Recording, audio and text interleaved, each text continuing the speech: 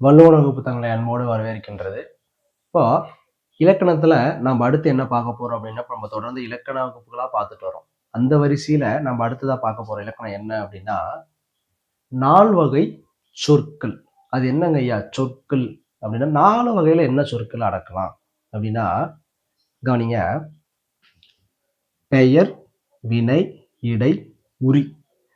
இந்த பெயர் சொல் அப்படின்னா என்ன, வினைச்சொல் அப்படின்னா என்ன, இடை, உரி, இந்த 4 சொற்களை பத்தி தான் இன்றைய வகுப்புல நாம பார்க்க போறோம்.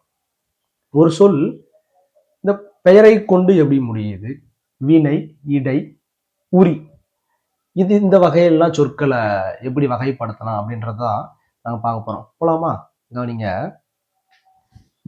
இங்க பாருங்க, 4 வகை சொற்கள்ல முதல்ல இருக்கக்கூடியது பெயர் சொல், வினைச்சொல். ஃபர்ஸ்ட் இது 2 ஃபர்ஸ்ட் பார்த்துருவோம். இப்ப பெயர் சொல். பெயர் சொல்னா என்னங்க ஐயா அப்படின்னீங்கன்னா, இங்க பாருங்க, இங்க சில எடுத்துக்காட்டு கொடுத்துருக்காங்க, கவனிங்களேன். ஒன்று பாரதி, பள்ளி, காளை. இதுல பாரதி அப்படின்னா என்ன, ஒரு நபர். பாரதினா என்னது, ஒரு நபர். பள்ளி அப்படின்னா பள்ளிக்கூடம். அப்ப பள்ளிக்கூடம் என்னது, ஒரு இடம், ஒரு இடம். காலை. காலை அப்படின்னா நம்ம காலை, மாலை, இரவு சொல்லுவோமா, அதெல்லாம் என்னது, ஒரு குறிப்பிட்ட நேரம், ஒரு குறிப்பிட்ட நேரத்தை குறிக்கக்கூடியது. அப்ப இது என்னது, காலம். இப்ப ஒரு குறிப்பிட்ட நேரத்தை குறிக்கக்கூடியது இதெல்லாம். இதெல்லாம் கவனிங்களேன். பாரதி என்பது ஒரு நபருடைய பெயர், பள்ளி என்பது ஒரு இடத்துடைய பெயர், காலை என்பது ஒரு காலத்துடைய பெயர். அப்ப ஒரு பெயரை கொண்டு முடியக்கூடிய பெயர் என்னது, பெயர் சொல். ஒரு பெயரை கொண்டு முடியக்கூடிய சொல் பெயர் சொல். இது பாரதி அப்படின்ற சொல் என்னது, ஒரு நபருடைய பெயர். பள்ளி அப்படின்றது என்னது, ஒரு இடத்துடைய பெயர்.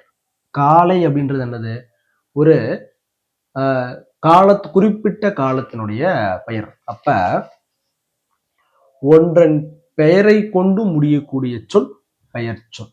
புரியுதா? ஏதாவது ஒரு பெயரை கொண்டு அது என்ன பண்ணணும், அது ஒரு இடத்துடைய பெயரா இருக்கலாம், ஒரு காலத்துடைய பெயரா இருக்கலாம், ஒரு நபருடைய பெயரா இருக்கலாம். ஏதேனும் ஒரு பெயரை கொண்டு முடியக்கூடிய சொல் என்ன சொல்லு, பெயர் சொல். அடுத்து கவனிங்க, 2வது வினைச்சொல். இப்ப வினைன்னா என்ன, ஃபர்ஸ்ட் வினைன்னா என்னன்னு தெரிஞ்சுக்கும். வினைன்னா செயல். வினை என்பது என்னது, ஒரு செயலை குறிக்கக்கூடியது. வினை சொல் என்றாலும் செயல் என்றாலும் ஒன்று. இத நம்ம நிறைய வகுப்புல நம்ம சொல்லியிருக்கோம். வினை என்றாலும் செயல் என்றாலும் ஒண்ணு. இப்ப இங்க பாருங்க, வா, போ, எழுது, விளையாடு. இப்ப இந்த எடுத்துக்காட்டுகள்லாம் பாருங்க. இந்த எடுத்துக்காட்டு கவனிங்களேன். வான்னா என்ன, வருதல். அதாவது இங்க வா வருதல்னா, வருதல் என்ற சொல்லுடைய சுருக்கம் தான் வா. போ அப்படின்னா போகுதல் அப்படின்ற சொல்லுடைய சுருக்கம் தான் போ. எழுது, எழுதுன்னா எழுதுதல் அப்படின்னு சொல்லக்கூடிய சொல்லுடைய சுருக்கம் எழுது. விளையாடு, விளையாடுதல், விளையாடு, அப்படி விளையாடு, அது ஒரு விளையாட்டு. இது எல்லாமே பார்த்தீங்க அப்படின்னா ஒரு ஒரு செயலை குறிக்கும், ஒரு ஒரு நிகழ்வை குறிக்கக்கூடியது. இங்க பாருங்க, வா. வான்னா என்ன, ஒருத்தன் அங்கிருந்து வந்துகிட்டு இருக்கான் அப்படின்னு வச்சுக்கோங்களேன். அவன் அங்கிருந்து வரானா, அப்ப என்ன பண்ணிட்டு இருக்கான், ஒரு செயல் மூலியமா அவன் நடக்கிறானா. அவன் வந்துகிட்டே இருக்கிறது என்னது, ஒரு செயல். இப்போ உடல் அசைத்து கொண்டு வரானா, அது ஒரு செயலின் மூலியமா நடக்குதா. அப்ப இங்க வான் அப்படின்ற சொல்லுடைய முழுமை என்ன, வருதல். இப்ப போ, போ என்ற சொல்லுடைய முழுமை என்ன, போகுதல். அப்ப இங்கிருந்து போ அப்படின்னு சொல்லிடுறோம். அப்ப இங்கிருந்து போறானா, அது நடக்கிறானா, அப்ப அது ஒரு செயலா, அது போ அப்படின்னா போகுதல். எழுது அப்படின்னா எழுதுதல், எழுத்து. ஒருத்தன் எழுதிக்கிட்டு இருக்கான் அப்படின்னு வச்சுக்கோங்களேன். யாராவது ஒருத்தவங்க எழுதிக்கிட்டு இருக்காங்க அப்படின்னா அது ஒரு செயல் அங்க நடக்குதா. எழுதுதல் அப்படின்னு சொல்லக்கூடிய ஒரு செயல் அங்க நடக்குது. அப்ப எழுது அப்படின்றது எழுதுதல் என்னும் செயலை குறிக்கக்கூடியது. விளையாடு இப்போ விளையாடு அப்படின்னா நிறைய பேர் விளையாடுவாங்க, தனியா விளையாடலாம், நிறைய பேர் விளையாடலாம். அப்ப விளையாடக்கூடிய ஒரு நிகழ்வு அங்க நடக்குது, ஒரு செயல் அங்க நடக்குது. அப்ப இத புரிஞ்சுக்கணும். வினை என்றாலும் செயல் என்றாலும் ரெண்டுமே ஒண்ணுதான். செயல் என்றாலும் வினை என்றாலும் ஒண்ணுதான். பாருங்க, வா, போ, எழுது, விளையாடு. இது மட்டும் இல்லாம ஆடினான், ஆடுதல் செயலை குறிக்கக்கூடியது. பாடினான், பாடக்கூடிய செயலை குறிக்கக்கூடியது. உறங்கினான், உறங்கக்கூடிய செயலை குறிக்கிறது. உண்டான், சாப்பிடக்கூடிய செயலை குறிக்கக்கூடியது. அப்ப ஆடினான், ஓடினான், உண்டான், உறங்கினான், பாடினான், விளையாண்டான், அழுதான், சிரித்தான். இது எல்லாம் ஒரு செயல். செயல் என்றால் வினை. அப்ப ஒரு வினை கொண்டு முடியக்கூடிய சொல் வினை சொல். புரியுதா? ஏதாவது ஒரு வினையை கொண்டு முடியக்கூடிய சொல்லைத்தான் என்ன பண்ணணும்? வினை சொல் அப்படின்னு சொல்லலாம். அப்ப வான்னா வருதல், வரக்கூடிய ஒரு செயல். போ அப்படின்னா போகக்கூடிய ஒரு செயல். எழுதுன்னா எழுதக்கூடிய செயல். விளையாடுனா விளையாடக்கூடிய ஒரு செயல். ஒரு செயலை குறிக்கக்கூடியது வினைச்சொல். பெயர் சொல்ல ஒரு பெயரை கொண்டு முடியக்கூடியது பெயர் சொல். இப்ப ரெண்டு பார்த்துட்டோமா? அடுத்து பார்த்துருவோம். அடுத்து இடைச்சொல். அது என்னங்க ஐயா இடைச்சொல் அப்படின்னா? இடையில ஏதாவது வரக்கூடிய சொல்லா அப்படின்னு கேட்டீங்கன்னா, கட்டாயம் அத மாதிரியான ஒரு சொல்லுதான் எது? இடைச்சொல். ஃபர்ஸ்ட் என்ன பார்த்தோம்? பெயர் சொல் என்னன்னு பார்த்தோம், வினை சொல் என்னன்னு பார்த்தோம். இப்ப அதை தொடர்ந்து இடைச்சொல். இப்ப இங்க சில எழுத்து கொடுத்துருக்காங்க, கவனிங்களேன். உ, ஐ, இதுதான் இடைச்சொல். இது இந்த உம் ஐ அப்படின்றதான் இடைச்சொல். இந்த இடை சொல்லானது பெயர் சொல்லையும் வினை சொல்லையும் சார்ந்தே அமையும். ஒண்ணு பெயர் சொல்லை சார்ந்து அமையும், அல்லது வினை சொல்லை சார்ந்து அமையும். இது ரெண்டுத்தையும் சார்ந்து அமையறதுனாலேயே இதுக்கு இடைச்சொல் அப்படின்னு பெயர் உண்டு. இங்க பாருங்க, தந்தையும் தாயும், திருக்குறளை. இங்க பாருங்க, தந்தையும் உம்முன்னு முடியுதா? தந்தையும் அப்படின்ற சொல்லும்போது உச்சரிச்சு பாருங்களேன். தந்தையும் உம்முன்னு முடியுதா? தாயும் உம்முன்னு முடியுதா? அப்ப ஒரு சொல்லுடைய பெயர் சொல்லையோ வினை சொல்லையோ சார்ந்து அமையக்கூடியது தந்தையும் தாயையும். அப்ப இங்க பாருங்க, தந்தை தாய் அப்படின்றது இது என்ன சொல்லு? கண்டுபிடிங்க பார்க்கலாம். பெயர் சொல்லா வினை சொல்லா? இது பெயர் சொல். அப்ப தந்தை என்பது ஒரு பெயர், தாய் என்பது ஒரு பெயர். அப்ப ஒண்ணு பெயர் சொல்லை சார்ந்து அமையும், அல்லது வினை சொல்லை சார்ந்து அமையும். இங்க எதை சார்ந்து அமைஞ்சிருக்கு? இங்க பெயர் சொல்லை சார்ந்து அமைஞ்சிருக்கு. அப்ப தந்தையும் தாயும். அப்ப பெயர் சொல்லை என்ன பண்ணிருக்கு? சார்ந்து அமைஞ்சிருக்கு. அப்ப பெயர் சொல்லையோ வினை சொல்லையோ சார்ந்து அமையறதுனாலேயே இதற்கு இடைச்சொல் அப்படின்னு பெயர் உண்டு.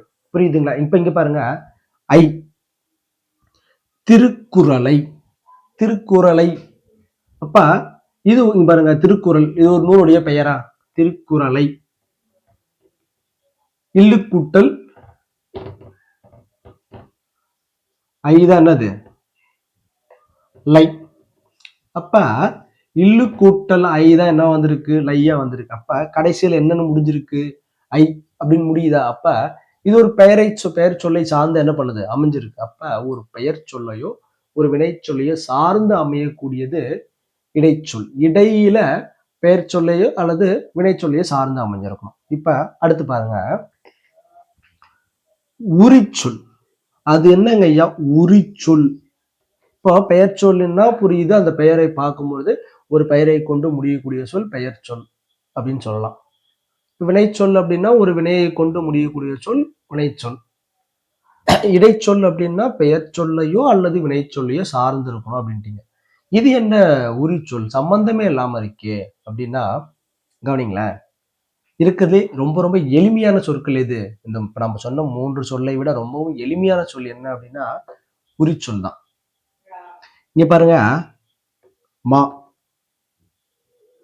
சால. ஒரு சொல்லை மிகைப்படுத்தி சொல்வதுதான் உரிச்சொல். ஒரு சொல்லை மிகைப்படுத்தி சொல்வது. இப்ப மா அப்படின்ற சொல் இருக்கா, இந்த சொல்லுடைய முழுமை என்ன? மாநகரம். மா அப்படின்னா பெரிய அப்படின்னு ஒரு பொருள் உண்டு. மா அப்படின்னா பெரிய. மானா மாநகரம். இப்ப ஒரு நகரம் இருக்கு. இப்ப சின்னதா ஒரு நகரம் இருக்கா, சின்ன நகரம். இப்ப அதோட கொஞ்சம் பெருசா இருக்க நகரத்தை என்ன சொல்லலாம், பெரிய நகரம்னு சொல்லுவோமா? இப்ப மாவுக்கு இன்னொரு பேர் என்ன சொன்னேன், பெரிய அப்படின்னு ஒரு பொருள் உண்டு. இப்ப அந்த பெரிய அப்படின்ற அந்த பெரிய நகரம் அப்படின்றத, அந்த பெரிய அப்படின்றத எடுத்துருங்க. இப்ப மா போட்டு பாருங்க, மா போட்டு சொல்லி பாருங்க. பெரிய நகரம் அப்படின்றது மாநகரம் அப்படின்னு வருதா? இப்ப வட்டம் என்பது ஒரு சிறிய நிலப்பரப்பு, மாவட்டம் அப்படின்றது ஒரு பெரிய நிலப்பரப்பு. மரம், சின்ன மரம்னு ஒரு சின்ன மரம். மாமரம் அப்படின்னா மாங்காய் மரம். மாமரம்னா நீங்க மாங்காய் மரம்னு நினைச்சிடக்கூடாது. மாங்காய் மரம் அப்படின்றத ஒரு கனி மரம். மாமரம் அப்படின்னா பெரிய மரம் அப்படின்னு அர்த்தம். மா என்பது வேறு, மாங்காய் அப்படின்றது வேறு. இப்ப நீங்க உடனே மாமரம் அப்படின்னா ஐயா மாங்காய் மரத்தை சொல்றாரு அப்படின்னு நினைச்சிடக்கூடாது. அப்ப மரம்னா ஒரு சின்ன மரம், மாமரம் அப்படின்னா பெரிய மரம். அப்ப இந்த மா அப்படின்னு சொல்லக்கூடிய சொல்லுக்கு பெரிய அப்படின்னு ஒரு, பெரியனா பெருசு அப்படின்ற ஒரு பொருள் உண்டு. அப்ப மா அப்படின்னா பெரிய. மாநகரம், நகரம் அப்படின்றத என்ன சொல்லலாம், மாநகரம், பெரிய நகரம் அப்படின்னு சொல்லலாம். இங்க பாருங்க, சாலை. சாலை அப்படின்னா இந்த சொல்லுடைய முழுமை என்னன்னா சாலை சிறந்தது. இப்ப சாலை அப்படின்னா சிறந்தது அப்படின்னு பொருள் உண்டு. சாலைன்னா சிறந்தது. இப்போ ஒரு விஷயம் நடக்குதுன்னு வச்சுக்கோங்களேன், ஏதாவது ஒரு விஷயம் யாரோ ஒருத்தவங்க பண்றாங்க, நல்லா சிறப்பா பண்ணாங்க, பரவாயில்ல, சிறப்பா இருந்துச்சு அப்படின்னா அதுவே சால சிறப்பா இருந்துச்சுன்னு சொல்லலாமா? சால சிறப்பா இருந்துச்சுன்னா ரொம்ப சிறப்பா இருந்துச்சு, சால சிறந்தது அப்படின்னா ரொம்ப சிறந்தது அப்படின்னு அர்த்தம். இப்ப சிறந்தது அப்படின்றத விட சால சிறந்தது. அப்போ ஒன்றை மிகைப்படுத்தி சொல்லுவது, ஒன்றனுடைய கூற்றை உயர்த்தி சொல்லக்கூடியதுதான் என்னது, உரிச்சொல். நகரம்னா மாநகரம்.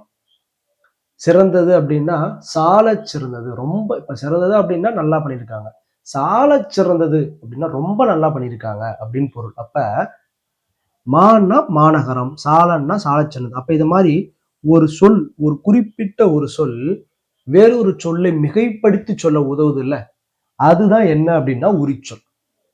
ஒரு சொல் மற்றொரு சொல்லுடைய சிறப்பை உயர்த்தி சொல்லணும். இப்ப எப்படி, நகரம்னு ஒரு சொல் இருக்கு, அதோடைய சிறப்பை உயர்த்தி சொல்லணும் அப்படின்னா மாநகரம்னு சொன்னோமா? இப்ப மரம் அப்படின்ற ஒரு சொல் இருக்கு, அதோட சிறப்பை உயர்த்தி சொன்னோம்னா மாமரம் அப்படின்னு சொன்னோமா? அப்ப ஒன்றன் சிறப்பை உயர்த்தி சொல்ல உதவுவதுதான் என்னது, உரி சொல். அப்ப 4 சொற்கள், 4 வகை சொற்களை பார்த்தோம். ஃபர்ஸ்ட் பெயர் சொல், வினைச்சொல், இடைச்சொல், உரிச்சொல். 4 சொற்களும் உங்களுக்கு எளிமையா புரிஞ்சிருக்கும்னு நினைக்கிறேன். மீண்டும் இது போல ஒரு நல்ல ஒரு வகுப்புல உங்களை சந்திக்கிறேன். அதுவரை உங்களிருந்து விடைபெறுவது உங்கள் வள்ளுவன் வகுப்பு. நன்றி.